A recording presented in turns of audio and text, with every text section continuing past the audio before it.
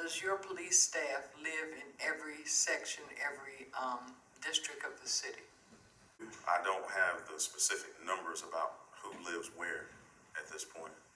We have some rough numbers about how many live in the city limits, but I do not have it broken down by district. We start to order cars now that will, maybe by this time next year, we'll start to see the first phase of officers be issued their cars. But what I would say is realistically, brand new officers that just finished field training that live in the city limits probably won't get their cars for at least 2 to 3 years out.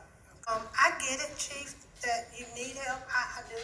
I understand that, even though I think we're putting a lot of money in the police department, and that's part of the reason the workers stood on the step the other week and came before us and spoke, because they're starting to see an imbalance of investment in one area and not the other.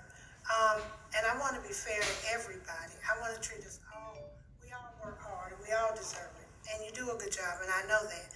But I just think that if we could find out where they're going to be moving to, taking these cars, and then what is it that we can do to incentivize some of our officers to live in certain areas where maybe they haven't considered or they aren't living. But I think that we're looking at two different issues here.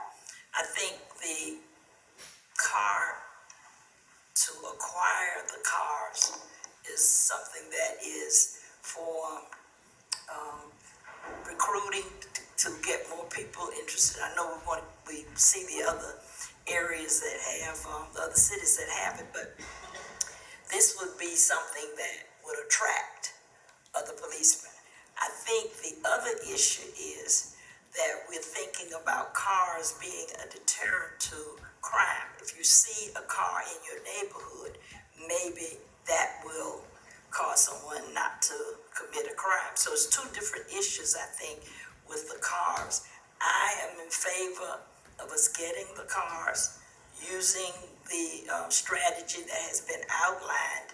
And then I think a separate issue would be, which goes along with our recruiting, that we would recruit some officers, if there are none in District 1, that none in District 2 that live there, that we could incentivize or something and say, if you live in that neighborhood, then you'll get a car. But that's a separate thing. I think right now we have to just go ahead and get these cars and then see how we can work it out to get people to live in those areas or to be where a car will make a difference.